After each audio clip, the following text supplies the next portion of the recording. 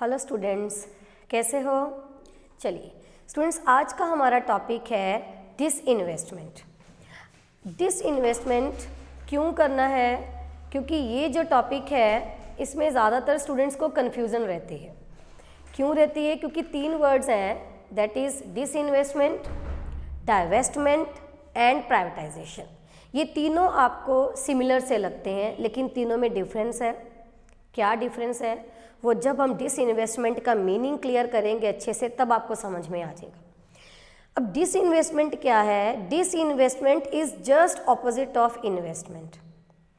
Investment means जब आप किसी एक्टिविटी में पैसा लगाते हो, आप किसी कंपनी में पैसा लगा रहे हो, आप किसी एसेट में पैसा लगा रहे हो।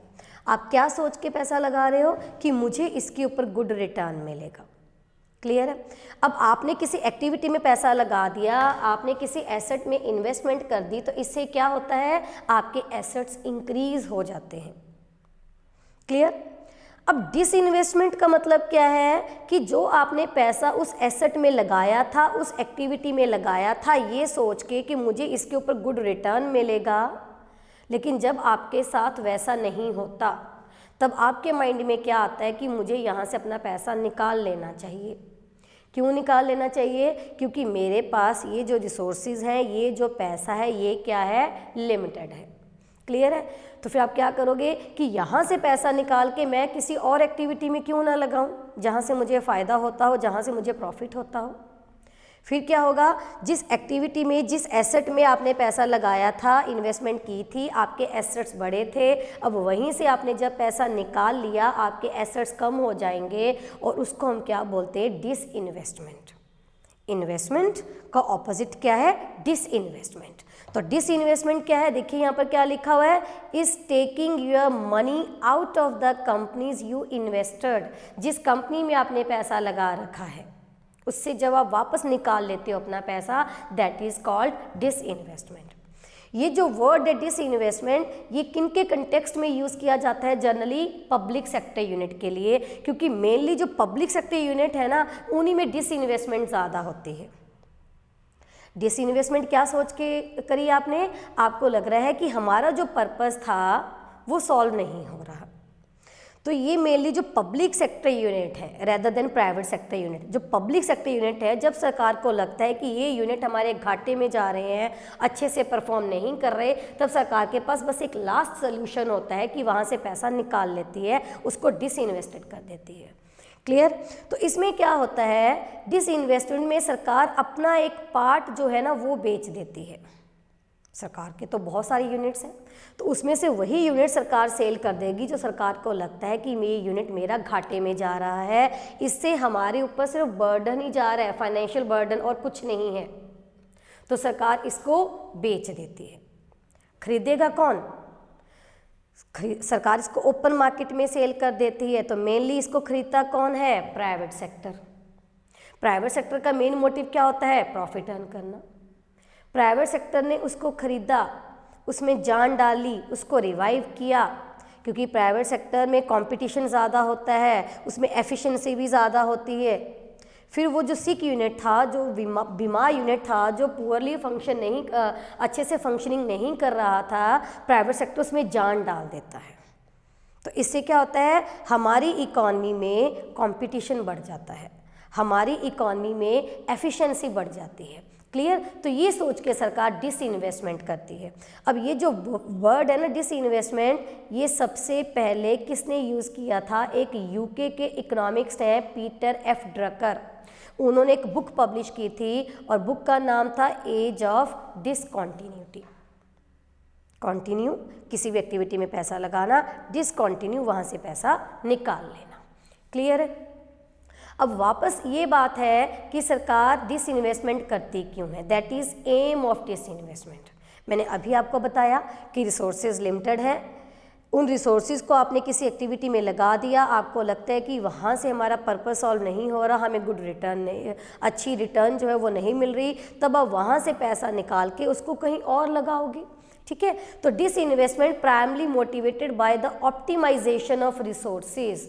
अब optimisation of resources means resources को इस तरीके से यूटिलाइज करना, क्योंकि हमें पता है कि वो रिसोर्सेज लिमिटेड है और लिमिटेड रिसोर्सेज से हमें मैक्सिमम आउटपुट मिले, उसको बोलते हैं ऑप्टिमाइजेशन। मतलब वेस्टेज कम से कम हो और फ़ायदा हमें ज़्यादा से ज़्यादा मिले। और फिर दूसरा इसका मेन मोटिव क्या है कि सरकार के ऐसे यूनिट जो सिक हो चुके हैं, जो बीमार हो चुके हैं, वो सरकार के ऊपर एक फाइनेंशियल बर्डन बन जाते हैं, फाइनेंशियल बर्डन बन जाते हैं। तब सरकार को लगता है कि नहीं, इसको तो बेच देना ही सही है, फिर सरकार उन यूनिट्स को बेच देती है अपना फाइनेंशियल बर्डन कम करने के लिए। ऐसे यूनिट्स जो कि इनएफिशिएंट हो चुके हैं, पुअरली फंक्शनिंग कर रहे हैं, तो सरकार उनको बेच देती है। अब नेक्स्ट टॉपिक ये है कि ये जो सरकार ने यूनिट्स बेच के जो सरकार को पैसा आया, सरकार इस पैसे का करती क्या है। दूसरा, अब हम इसमें ये भी डिस्कस करेंगे कि ये पैसा जाता कहाँ है। देखिए, हमने एक बजट का टॉपिक किया था। बजट में हमने 2 साइड्स बनाई थी, एक रिसीट्स किए थे और एक एक्सपेंडिचर्स किए थे। रिसीट में एक और होता है, that is capital receipts. Capital receipts क्या होते हैं? कैपिटल रिसीट्स मतलब किसी भी कैपिटल नेचर की जो अमाउंट आपके पास आती है, जैसे सरकार ने अगर लोन लिया तो सरकार उसको कहाँ पर डालेगी, रेवेन्यू रिसीट्स में या कैपिटल रिसीट्स में? ऑब्वियसली कैपिटल रिसीट्स में, क्योंकि कैपिटल रिसीट्स वो रिसीट्स होते हैं जो आपकी लाइबिलिटी को इंक्रीज करते हैं प्लस आपके एसेट्स को डिक्रीज कर देते हैं। लाइबिलिटी कैसे इंक्रीज हो गई? जब आपने लोन लिया, उसको डाला कैपिटल रिसीट्स में, आपकी लाइबिलिटी बढ़ गई। एसेट्स कैसे डिक्रीज हुए? आपने जब डिसइन्वेस्टमेंट कर दी, उससे जो पैसा आपको आया, अपनी प्रॉपर्टी बेच के जो आपको पैसा आया, वो आप कहाँ पर डालोगे? बजट के कैपिटल रिसीट्स के हेडिंग के अंडर। इससे पैसा तो आ गया, रिसीट साइड डाल दिया, लेकिन आपका एसेट भी कम हो जाता है। ठीक है। दूसरा क्वेश्चन ये है कि सरकार अब इस पैसे का करती क्या है? देखिए, यही बजट से सरकार को क्या आता है? Fiscal deficit. फिस्कल डेफिसिट क्या है? Total borrowings and liabilities of the government. निकलती कैसे हैं? जो हमें बजट डेफिसिट हुआ, बजट डेफिसिट क्या है? Excess of expenditures over receipts. उसको पूरा करने के लिए सरकार जो भी बोरिंग्स करती है, सरकार जो भी लोन लेती है, जब हम इन दोनों को मिला दें तो हमारे पास क्या बन जाता है? Fiscal deficit. और एट प्रेजेंट हमारा फिस्कल डेफिसिट कितना है? 7.5% ऑफ जीडीपी। तो सरकार की जितनी भी बोरिंग्स एंड लाइबिलिटीज़ हैं, वो सरकार कहाँ से पे ऑफ करेगी? सरकार अपनी रिसीट्स में से। तो रिसीट्स, रेवेन्यू रिसीट्स तो इतनी है ही नहीं है कि हम अपने ये सारे खर्चे पूरे कर सकें। फिर सरकार क्या करेगी? ये जो डिसइन्वेस्टेड मनी है, उसको अपने फिस्कल डेफिसिट पे ऑफ करने में लगाएगी। दूसरा, जितने भी हमारे लार्ज स्केल के इंफ्रास्ट्रक्चर प्रोजेक्ट्स रहते हैं, सरकार उनको फाइनेंस करेगी, उनमें पैसा लगाएगी, क्योंकि इंफ्रास्ट्रक्चर से ही हमारी इकॉनमी स्ट्रांग होती है। इंफ्रास्ट्रक्चर क्या है? वो बेसिक फैसिलिटीज़ जो किसी भी इकॉनमी को स्मूथ फंक्शनिंग के लिए चाहिए। इसमें क्या क्या आ जाता है? एनर्जी आ जाता है, ट्रांसपोर्टेशन आ जाता है, मेडिकल है, एजुकेशन है। अब सरकार ने पैसा लगा दिया, जहाँ पे सरकार को अच्छी रिटर्न नहीं मिल रही, रिसोर्सेज सरकार को पता है लिमिटेड है, तो सरकार क्या करेगी? वहाँ से पैसा निकाल के इंफ्रास्ट्रक्चर में लगाएगी, क्योंकि इंफ्रास्ट्रक्चर हमारी इकॉनमी को स्ट्रॉन्ग बनाएगा। जितना स्ट्रॉन्ग इंफ्रास्ट्रक्चर हमारे पास होगा, उतनी हमारी प्रोडक्शन कैपेसिटी इंक्रीज होगी। क्लियर? अब कहते ये फैक्ट है कि जितना हमें रेवेन्यू रिसीट्स मिलता है, रेवेन्यू रिसीट्स मतलब ऐसे रिसीट्स, ऐसी इनकम जो सरकार को होती है, उसके बदले में सरकार की कोई लाइबिलिटी इनकम नहीं होती, लाइबिलिटी नहीं बढ़ती कि मैंने इसको पे ऑफ करना है। लाइक इसमें टैक्स और नॉन टैक्स रिसीट्स आ जाते हैं। जो भी सरकार को हम टैक्स पे करते हैं, या डायरेक्ट टैक्स हो गया या इनडायरेक्ट टैक्स हो गया, या सरकार को कोई फ़ी पे करते हैं, कोई फ़ाइन है, कोई पेनल्टी है, एस्टीट है, स्पेशल असेसमेंट है, ये सारी चीज़ें सरकार कहाँ डालेगी? रेवेन्यू रिसीट्स में, क्योंकि इसमें ना तो लाइबिलिटी में और ना ही एसेट्स में कोई चेंज आता है। तो जितने भी सेंट्रल गवर्नमेंट के रेवेन्यू रिसीट्स रहते हैं वो ऑलमोस्ट उसका 40 to 45% सरकार का पब्लिक डेट और इंटरेस्ट पे करने में ख़त्म हो जाता है। तो सरकार ये जो डिसइन्वेस्टेड मनी है अपना इस डेट को और इंटरेस्ट को पे ऑफ करने में लगा सकती है। क्लियर है। फोर्थ पॉइंट में देखिए क्या लिख रखा है, वही जो पैसा सरकार के पास आता है by disinvestment entered under capital receipts in budget which cause reduction of assets. ये मैंने आपको बता ही दिया कि कैपिटल रिसीट्स में जो पैसा डलता है कैसे डिसइन्वेस्टमेंट करके उससे आपके एसेट्स कम हो जाते हैं। क्लियर है। अब डिसइन्वेस्टमेंट करने से जो सरकार को पैसा आया वो तो हमने देख लिया कि सरकार कहाँ कहाँ लगाएगी। अब सरकार को डिसइन्वेस्टमेंट से फ़ायदा क्या होता है, एडवांटेज ऑफ डिसइन्वेस्टमेंट। देखिए क्या है, सरकार अपने जो यूनिट सेल कर रही है, जो सरकार को लगता है कि ये घाटे में जा रहे हैं, ये मेनली कौन परचेज करता है, प्राइवेट सेक्टर। प्राइवेट सेक्टर जो है ना ये बहुत ही कम रेट पे इन यूनिट्स को परचेज कर लेता है। अपनी स्किल को, अपने टैलेंट को, अपने डिसिप्लिन को यूज़ करके प्राइवेट सेक्टर ये जो सिक यूनिट है इनकी ओवरऑल परफॉर्मेंस को इम्प्रूव करने की कोशिश करते हैं, क्योंकि प्राइवेट सेक्टर का मेन मोटिव होता है प्रॉफिट अर्न करना। प्राइवेट सेक्टर में ही कंपटीशन ज़्यादा होता है, प्राइवेट सेक्टर में ही एफिशिएंसी ज़्यादा होती है। तो एडवांटेज ऑफ डिसइन्वेस्टमेंट क्या है, फर्स्ट एडवांटेज क्या है कि जो यूनिट सिक हो चुके हैं जब सरकार उनको प्राइवेट सेक्टर को बेच देती है तो इससे उनकी जो एफिशिएंसी है, इससे उनकी जो परफॉर्मेंस है वो इम्प्रूव होती है। क्लियर है। अब ये जो सिक यूनिट थे जो नॉर्मल रूटीन में अपना काम भी नहीं कर पा रहे थे, इसको प्राइवेट सेक्टर ने खरीदा, उसको रिवाइव कर दिया, उसमें जान डाल दी, फिर क्या होगा, वो नॉर्मल रूटीन जो अपना काम करना स्टार्ट कर देगी, प्रोडक्शन शुरू हो जाएगी उसमें। तो उसके लिए हमें क्या चाहिए, ज़्यादा से ज़्यादा एम्प्लॉयमेंट चाहिए, लेबर चाहिए। तो इससे क्या होगा, हमारी इकॉनमी में एम्प्लॉयमेंट अपॉर्चुनिटीज़ बढ़ेंगी। ऑब्वियसली एक फैक्ट्री बंद हो चुकी है क्योंकि वो इनएफिशिएंट है, वो काम नहीं कर रही, तो वहाँ की लेबर को हमें निकालना पड़ेगा। फिर जब हम उस फैक्ट्री को, उस यूनिट को किसी और को बेच देते हैं जो कि उसको नए सिरे से शुरू कर रहा है, फिर उसको शुरू करने के बाद उसको क्या चाहिए, उसमें लेबर चाहिए काम करने के लिए, तो ऑटोमेटिकली हमारी इकॉनमी में एम्प्लॉयमेंट अपॉर्चुनिटीज़ बढ़ेंगी। क्लियर है। अब देखिए इसका फ़ायदा क्या होता है, एक तो एम्प्लॉयमेंट अपॉर्चुनिटी बढ़ गई, एम्प्लॉयमेंट के साथ साथ क्या हो गया, मोर प्रोडक्शन। ऑब्वियसली जितने लोग काम करेंगे, क्योंकि एम्प्लॉयमेंट और आउटपुट का ना डायरेक्ट लिंक है, ये हमने किया हुआ है। More employment means more production, more production means more employment. अब प्रोडक्शन ज़्यादा हो रही है तो इकॉनमी में एम्प्लॉयमेंट ज़्यादा है तो पावर्टी क्या हो जाएगी, कम, लेस पावर्टी। पावर्टी कम हो गई, सेविंग ज़्यादा हो जाएंगी, सेविंग ज़्यादा होगी तो इन्वेस्टमेंट भी ज़्यादा होगी, मीन्स मोर कैपिटल फॉर्मेशन।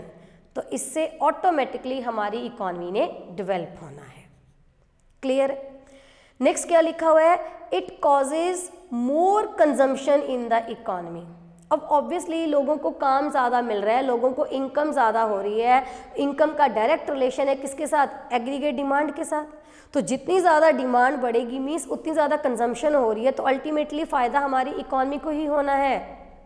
ये सारा एक सर्कल है जो चलता जाता है, प्रोडक्शन से कंजम्पशन के ऊपर इफेक्ट आता है, कंजम्पशन का प्रोडक्शन के ऊपर इफेक्ट आता है। More production means more employment, more employment means more income means more demand means more consumption. Consumption ज़्यादा कर रहे हैं तो ऑब्वियसली फिर प्रोडक्शन भी ज़्यादा करनी पड़ेगी। तो ये सारी चीज़ें इंटररिलेटेड है। तो हम यही तो चाहते हैं कि हमारी इकॉनमी में कंजम्पशन बढ़े, क्योंकि कंजम्पशन बढ़ने से प्रोडक्शन बढ़ेगी, फिर उसका लिंक फिर एम्प्लॉयमेंट के ऊपर आ जाता है। क्लियर है। चलिए अब ये जो हमारा मेन टॉपिक है that is types of disinvestment. तो यहीं से आपको प्राइवेटाइजेशन का मीनिंग क्लियर होने वाला है, यहीं से आगे हम डाइवेस्टमेंट का मीनिंग क्लियर करने वाले हैं। देखिए डिसइन्वेस्टमेंट दो टाइप की होती है mainly, one is minority disinvestment and second one is majority disinvestment. Minority disinvestment क्या है कि जब सरकार अपने शेयर्स को बहुत ही कम portion, minor stakes, minor share को जब सरकार सेल करती है, या तो सरकार ऑक्शन लगा देती है या सरकार डायरेक्टली मार्केट में सेल कर देती है। ऑक्शन नहीं लगाती, बोली नहीं होती, सरकार जो है डायरेक्टली उनको सेल कर देती है, तो उसको हम क्या बोलते हैं? Minority disinvestment. क्लियर है? तो माइनॉरिटी डिसइन्वेस्टमेंट में क्या है, सरकार अपने पास मेजर शेयर रखती है, दैट इज 51%। तो मेजर शेयर किसके पास रहता है? 51% with government. Minor share sale कर देती है, उसको बोलते हैं माइनॉरिटी डिसइन्वेस्टमेंट। लेकिन मेजॉरिटी डिसइन्वेस्टमेंट क्या है? जब सरकार अपने पास कम शेयर रखती है, दैट इज 49%, मेजर सेल कर देती है, ठीक है, तो उसको हम बोलते हैं मेजॉरिटी डिसइन्वेस्टमेंट, या हम बोल देते हैं उसको स्ट्रैटेजिक डिसइन्वेस्टमेंट। ये क्वेश्चन भी आ जाता है एग्जाम में कि स्ट्रैटेजिक डिसइन्वेस्टमेंट क्या है। स्ट्रैटेजिक डिसइन्वेस्टमेंट का दूसरा नेम क्या है? मेजॉरिटी डिसइन्वेस्टमेंट, जिसमें सरकार जो है अपने पास माइनर स्टेक रखती है, retains. When government retains minority stake in the company and sells off a majority stake called strategic disinvestment। ठीक है, ये तो होगी डिसइन्वेस्टमेंट की बात। अब एक होती है complete disinvestment. Complete disinvestment means जिसमें सरकार 100% सेल कर देती है अपने स्टेक्स को, तो उसको हम, उसके लिए हमारे पास वर्ड है complete disinvestment is also called privatisation. तो अब आपको डिफरेंस क्लियर हुआ between disinvestment and privatisation. Disinvestment में जब सरकार अपना एक पार्ट बेच देती है प्राइवेट सेक्टर को, चाहे तो वो माइनर पार्ट सेल करेगी या मेजर पार्ट सेल कर देती है, लेकिन जब 100% अपना कंट्रोल किसी और सेक्टर को दे देती है तो उसको क्या बोल देते हैं? प्राइवेटाइजेशन। तो complete disinvestment is equal to privatisation. तो 100% प्राइवेटाइजेशन आ जाती है। क्लियर हो गया? अब एक और वर्ड है जो मैं आपको बता रही थी, दैट इज डाइवेस्टमेंट। डिसइन्वेस्टमेंट जैसा ही लगता है लेकिन है इसमें एक डिफरेंस, डाइवेस्टमेंट। देखिए, डाइवेस्टमेंट में भी सरकार अपने शेयर को सेल कर देती है, लाइक डिसइन्वेस्टमेंट। फर्क क्या है? जब सरकार डाइवेस्टमेंट करती है, सरकार को लगता है एक बार सेल कर दिया क्योंकि वो सिक हो चुका था, यूनिट बीमार हो चुका था। डाइवेस्टमेंट में चांसेस होते हैं कि सरकार उनमें दोबारा इन्वेस्टमेंट कर सकती है, दोबारा उनसे खरीद के, वापस से उनसे खरीद के प्राइवेट सेक्टर से क्या करेगी सरकार? उनमें अपना पैसा लगा सकती है। लेकिन डिसइन्वेस्टमेंट में ऐसा कोई ऑप्शन नहीं है। एक बार जो सरकार ने बेच दिया वो परमानेंटली बेच दिया, उसके बाद सरकार का उसके ऊपर कोई कंट्रोल नहीं रहता। लेकिन डाइवेस्टमेंट में सरकार ऐसा कर सकती है, उस यूनिट में दोबारा से पैसा लगा सकती है। समझ में आया? डाइवेस्टमेंट में जिसमें चांसेस है कि सरकार दोबारा इन्वेस्टमेंट करेगी, लेकिन डिसइन्वेस्टमेंट में ऐसा कोई चांस ही नहीं है कि सरकार वापस से उसमें इन्वेस्टमेंट करेगी। और प्राइवेटाइजेशन क्या है? जब 100% डिसइन्वेस्टमेंट हो जाती है, that is called privatisation. Clear हो गया तीनों पॉइंट?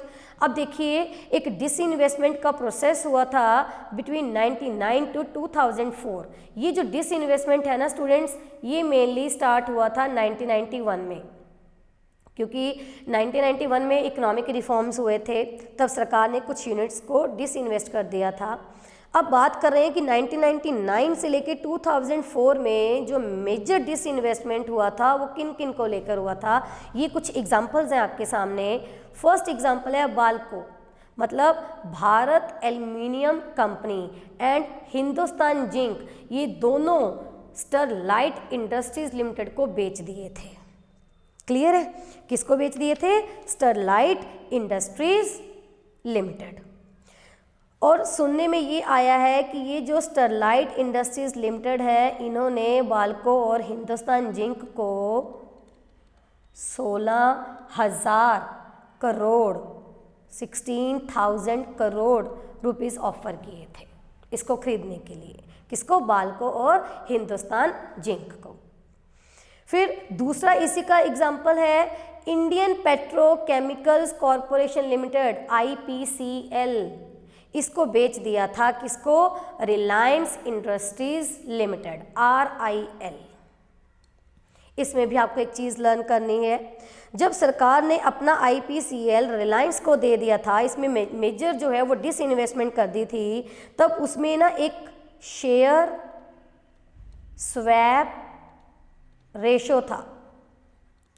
शेयर स्वैप रेशो क्या है? 1:5। इट मीन्स IPCL जो कि रिलायंस इंडस्ट्रीज लिमिटेड को बेचा, तो IPCL का एक शेयर, IPCL के 5 शेयर्स रिलायंस इंडस्ट्रीज के एक शेयर के बराबर था। मीन्स अगर आपको RIL का एक शेयर खरीदना था तो आपको IPCL के 5 शेयर्स देने पड़ने थे, तो उसको बोलते हैं शेयर स्वैप रेशो। फिर थर्ड इसका एग्जांपल क्या है? VSNL टू टाटा ग्रुप, जो कि टाटा कम्युनिकेशन बन चुका है।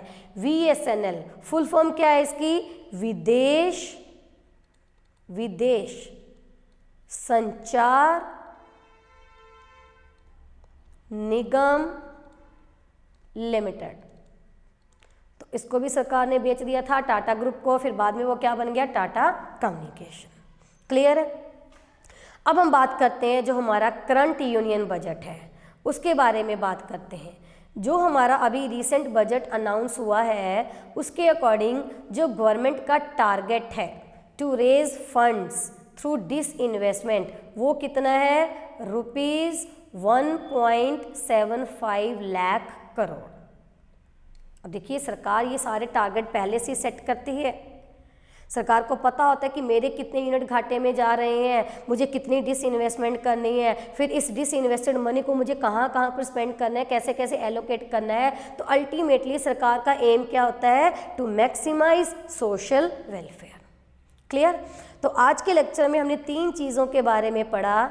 एक मैंने आपको बताया डिसइन्वेस्टमेंट क्या है, एक हमने किया डाइवेस्टमेंट, फिर एक मैंने आपको बताया प्राइवेटाइजेशन। क्लियर?